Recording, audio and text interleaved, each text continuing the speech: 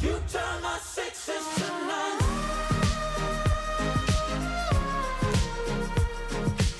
What's up, YouTube, and welcome back to another guide for Conqueror's Blade. As many of you know, they recently released Epic Doctrines into the system, and this video reviews Epic Doctrines as a whole, as well as what I think the best practices are for Epic Doctrines.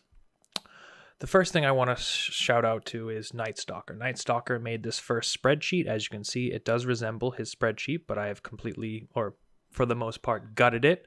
I used his images on the left, so I give mad props to Night Stalker. Thank you so much for supplying this spreadsheet. He is referenced. I will put him in the description as well as in the top right hand corner. He runs a YouTube channel, and hopefully he'll be getting into streaming shortly. But enough of that. Let's get right into the meat of this presentation. So first of all, when I was gutting this, I wanted to basically turn it towards more endgame content. Night Stalker's guide was more on a general basis, and I want this to be more towards endgame content, that being territory wars, sieges, not so much, but more territory wars and ranked, I would say. So this is pretty much the new metas as a whole. As you can see, there's a lot of units that are pretty straightforward. But first, before we get into the meat of it, let's go into, pardon me, the tinfoil hat theories that were tested that I streamed about. I will have references in the future of this video, but right now you're pretty much looking at the things that I tested on stream. The first one is, does exiting the game reset the 1 in 10 chance? So as many of you guys know, or if you haven't noticed, you're guaranteed an Epic Doctrine every 10 treaties that you open.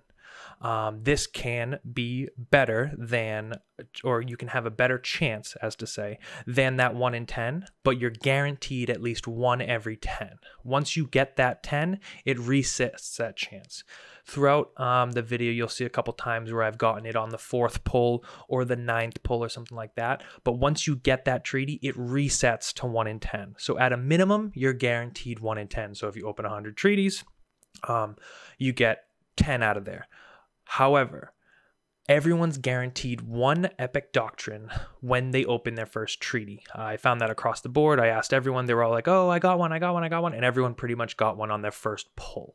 After that, it went to 1 in 10, 1 in 10, 1 in 10. And then if you did get lucky, then you would get that pull on the 4, the 9, whatever it was, but then it would reset. So I got lucky a couple times, which I'll review. I streamed it. So all that information will be in this later on in the video. But here are some tinfoil hat things that I wanted to test. Does exiting the game reset the 1 in 10 chance? No, it does not. Do not waste your time doing this. I did, I think, 20 pulls, and I would log out after 9 and then, or log out after every single one and do it again and again and again. And every single time it was on the 10th. The other thing is, if you go to character select, that doesn't work either. Don't do this. It's a waste of your time. Opening doctrines before and after reset. I actually just tested this last evening. So I waited on my alt. I opened 9 before. So this was, Saturday. And then Sunday morning when I got up, I opened another one and I got a 10th. So normal. That's to be expected. As well as 24 hours. I did the same thing. Waited 24 hours. Normal. Got it on the 10th. Does opening 9 doctrines on one character and switch to another character, reset the 1 in 10 chance? No, it does not. So pretty basic, all these tinfoil hat theories were tested by me, and I can confirm that none of them work.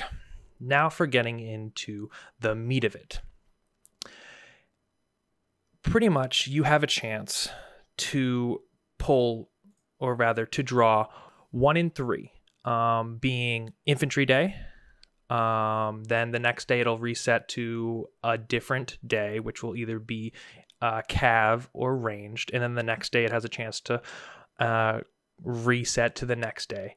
But the thing is that once it resets to one day, then the other 2 resets, and it's just annoying. So if you're waiting for a certain day, some people would have to wait multiple days to get infantry if they want to roll on infantry, range if they want to roll on range, or cav if they want to roll on calves. I got range, then I got infantry, and then I got cav, and then I went back to infantry. Make sure if you're new to Epic Doctrines, or just opening Doctrines as a whole, be sure you're opening on the right day. So in this, I clearly displayed how to get each doctrine. This is pretty straightforward for a lot. Like obviously infantry goes to infantry. Some people might get mixed up with Jav. They don't know if it's range or infantry, but if you just open it, you know that it's infantry, because if you hop over to your U, which is your barracks, you see melee infantry, you see ranged infantry, and you see cav. So every unit that qualifies under this will be on the melee day. Every unit that qualifies under here will be on the range day. Every unit that qualifies under here is cav. I had to make this clear because some people don't know this. Make sure you don't mess that up, because some days are better to open on than others because of the fact that your playstyle. It all comes down to your playstyle. In this video, I'm reviewing my playstyle and how I would go about opening which days first over other ones. But pretty much all of these spear and shield doctrines are going to go on your stalwarts. That's straightforward. Your stalwarts are the best unit in the game when it comes to shields. So you got to deck them out. Fortunately for me, I got very lucky. In my the doctrines that I use on my stalwarts are everything there. The 250 block, the 100 additional damage, the 30 reduced damage. I haven't done any testing on that yet, so I'm not sure if it's the best, but supposedly it is. I just personally haven't tested. I like personally testing these things before I can display it, but right now I'm going with this, and then the 400 block, of course, and then 360 health. That last one's kind of up in the air. A lot of people were saying to put the regeneration, but honestly, the regeneration is garbage. Don't use it. You could mess around with it on a lower tier unit, but like I said, this is end game content discussion like ranked and territory wars. Archer infantry. I personally try to avoid archers during territory wars, but they will come in handy during ranked. So Namkhans and Imperial archers essential, especially with the new upgrades to them, which is the 5 meters, the damage, the arrow rain, and the piercing damage. Arrow rain on Namkhans is amazing. Arrow rains on Imperial archers is amazing. Both of them are phenomenal to use. You don't really need to use it on any other archers, in my opinion, because yes, you can use it on Vassal Longbowmen. I don't use them. As you see, they're level 1. I don't think they're that good of a unit. Yes, they have the range, but in situations like territory wars and ranked, you don't see that very often. The other thing is some of these, make sure you pay attention to this document. You got the picture, you got the type of doctrine, you got the description of the doctrine, the best unit, how to get it. Make sure you pay attention to this. If you want this doctrine, you can only get it through this day. The restrictions, if there are any. So some things like this piercing does not stack with normal piercing damage. So you can't put on a blue piercing damage, but this one does. Interesting. So in case you don't get one, but you get the other, vice versa. So this last column is if it has been obtained, pretty much. So some of these doctrines actually haven't been obtained, or I don't know where they are. Like honestly, I have records of hundreds of treaties being opened, and some of them, for example, the new breakthrough doctrine that's renamed to, let's see here, the Epic Battle Line. This has not been seen yet, as well as the Assassination. This has not been seen yet. I would assume we're going to see them eventually, but in the entire TWS clan house, they haven't seen it yet. So we'll see what happens there. But so a lot of this is straightforward. I'm not going to go through this too in depth, but like I said, this is for territory wars and ranked. Some of the cool things, I know a lot of people are spamming Pavis right now, but the play for me is Rattan Marksman. Rattan Marksman can take down siege towers now. They could before, but they can take them down faster, which is phenomenal for things like ranked. You know those defenses where you're trying to kill the siege towers? You put down your one piece of artillery, and then it gets killed, and you're like, well, looks like this siege tower is landing, but if you did take down that siege tower, it would probably make or break the game. Rattan Marksman can take down that siege tower. Muskets. Of course, Tertios, Kriegs, and Imperial Arquebusiers are all good. It does help. Their rate of fire is the biggest thing. Accuracy, I'm not so sure when it comes to volley fire. Haven't really done too much testing on that, but a lot of the people in my house are swearing by this rate of fire because you pretty much get machine gun volley fire, which is pretty cool. And if you use it in the proper scenario, I know a lot of the Imperial Arquebusiers are squishy, but if you use it at a gate when you're defending for TW, it can really shred everything coming through that gate. My favorite is Ironsides. The addition of this skill has been amazing so far. I haven't really gotten to test it in ranked yet, but or Territory Wars because we're in between the seasons. But for me, Azaps with Ironsides as they're scaling a ladder or they're landing, because if you guys didn't know, Azaps have a buff.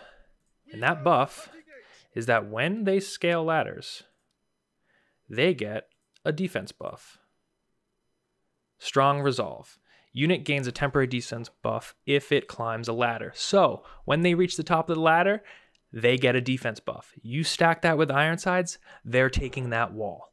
I've done it and tested it a few times in sieges, but like I said, I haven't been able to test it in TW when, you're going up against some stacked stalwarts, or most of the time you're going up against other heroes. They'll be fine. They'll get up there. They'll be fine. You can take that wall and you'll be well off onto X or wherever you proceed from there, whether it's taking a supply or something like that. So I really am excited for this because my personal gameplay as a Maul or a short sword is I scale the ladders, I get on the wall, I take the wall, then I push down to a supply or to X, depending on what my team needs. So this is actually going to help me a lot because it's going to keep my units alive longer on the wall, which I'm very excited for. Paladins can also do that as well. I don't use them too much, but I do have Ironsides on both my Paladins and my Azaps. I got very lucky with that. I opened about 300 treaties, of which 80 were range, 20 were Cav. Like I said, I don't run Cav. I don't like Cav. I think the Cav doctrines were the weakest ones initiated into the game out of the 3. But then the fact that Cav is one of the days that you can get certain doctrines that don't necessarily relate to Cav. That's one of the reasons why I wanted to roll Cav, but I think going forward, I will roll Cav. I used all my treaties, and I barely used any on Cav, so do what you want with that information, but I think it's one of the weakest epic doctrine initiation for this new 3 set of doctrines. But swords, this is all pretty basic, straightforward. Of course, these are all good buffs.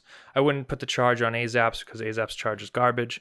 Could be fun to mess around with things like iron caps, but like I said, this is for Territory Wars. Other things to note. Bracing weapons stuns enemy. So this is both going to be very good on Fortebraccios and I think Imperial Pikes. I haven't done proper testing on this, but they are on the brace, the stunning on brace. I have put them on my Imperial Pikes, and I'm going to be running this a lot in sieges over the next couple of weeks to test if this works before we get into Territory Wars, because if I can, I also put charge on them. If I can sprint, charge, imp walk, brace, and repeat, it's going to be hilarious. You're going to be able to push anything with advancing stalwarts. It's going to be beautiful for Territory Wars. I actually rolled a lot of infantry and I didn't get any of these jabs, so I actually had to communicate with my guild or my house and ask them if they got them, and they have confirmed they did get these. I don't know how game-changing these are. Jabs are already pretty dang good. I don't run them, but when I see people run them, they know how to use them, and it's pretty impressive. I know I get pissed when I get one shot by a jab throw. So these I don't think are going to be too game-changing, but we'll see how it changes the meta. I didn't open any, barely any Cav. I don't think putting these on, a melee Cav, the only viable option is Keshigs. It's not going to help them. They were nerfed. An additional 150 damage. I don't see them, being in the meta. People are going to choose Laos over them, or they're going to pick Hussars. This is TW talk. If you run Keshigs, that's fine. But this is Territory Wars. I don't think someone's going to pick Keshigs over Laos or Hussars right now. These additional Lancer Cav, this is wonderful. This was already in the game because of that one Doctrine box, so I know a lot of people use this, but Hussars already do so much damage. I don't see it being any game-changing or anything like that. That reduces damage while charging. That's pretty cool. I think that'll help survivability of Hussars. 40% damage while charging. It definitely helps out Hussars, I can tell you that much. Reduces the cooldown. I don't see them charging twice. So the only one that really helps is this one right here. Mounted archers, no one uses mounted archers unless you use Rattan Rangers in ranked, which I've seen a lot. So this might help a little bit, but I don't run them. It could change the meta a little bit, but we'll see once we start running ranked and we start running Territory Wars again. But I feel like this will be a lot higher skill play, and not a lot of people will be using this. But the all units. So this is the biggest thing that I wanted to point out to people, is the fact that you can't get the all units from all of the days. The only days that you can get these from that we've seen is Cav Day. So that is the reason why I would roll Cav, and I did roll some Cav, because out of all of these, don't care about this, don't care about this, I care a lot about Sprint. Sprint on Imperial Pike. That's what I want personally. Like I said, this is for my future into Territory Wars and ranked. If I can get Sprint on my Imperial Pike, I think that's going to be clutch, because it's that Sprint plus advance allows them to advance forward and hit more people faster, which is beautiful. The healing doctrines, honestly, useless. I mean, yes, it's great after you get, you lose a fight and you can heal instantly, but most of the time you have 2 minutes to get to a local town or to your field camp. If you're playing, end game content, you either have a field camp or you're within 2 minutes of healing your stuff. I don't think that's going to be a game changer unless they implement something where the towns are further apart in the future. I know the winter was pretty painful, but I don't think this is going to help too much. Food consumption, useless. Labor. This is good to note if you are trying to min-max your serfs, even though it's not a huge increase. But if you get all of these on all of your serfs, 5 serfs, you'll get an additional 10 labor, which can add up over time. But this is one of those min-maxing things that not a lot of people are going to do, but the end game players probably will end up doing eventually. I'm in no rush to do this because of the fact that that's PvE, plus the fact that it's really hard to get. What do you need? 1, 2, 3, 4. Yeah, anyways, it's really hard to get that. These, like I said, haven't been seen yet. So I don't know if it was a bug or something like that, but I haven't come across anyone who's gotten these to the Epic Assassination and the Epic Battle Line Doctrine, which used to be Breakthrough. The 3 additional ones, which I think were all great additions. The biggest one for me, I think, is Sharpshooters. For Namkhans in things like Ranked, I think it just helps with Namkhans being able to shred people, as well as Imp Arcs and Tertios, because of their chance to break shield units block. I think that'll help a little bit. It's just another thing that puts them a little bit over the top, but not too, game breaking. Keep in mind, there are restrictions for these. So 1, this is obtained on Infantry Day, this is obtained on Range Day, and this is obtained on Cavalry Day. This cannot be applied to range. These can only be applied to archers and firearm units, and then this can only be applied to sword infantry and polearm. I don't see this being too good on sword infantry, but with the addition of Season 7, and there's a possibility that a lot of new infantry units are coming out, that's why I spammed the Infantry Day, which is the Carrion's Bird Banquet. I wanted to secure the fact that I have extras of Ironsides, extras of the slashing and blunt damage, extras of the beefy stalwart doctrines at the top here. I wanted to make sure I had extras of all this, so when they release these new infantry, I am well off with epic doctrines and being able to add them to them, because I think it's going to be pretty interesting to see if these units are OP, as to say, similar to those Lao ranges that are dominating the Cav. I want to see these infantries, units that are going to be added, dominate the infantry battlegrounds. But yeah, that's all I got for today. I will be linking some information about where I got this spreadsheet, and then we'll go from there. Have a wonderful night, and hopefully I will catch you guys soon on my stream, 6 p.m. Eastern to 9 p.m. Eastern, Critoris69. Thanks, guys. Peace.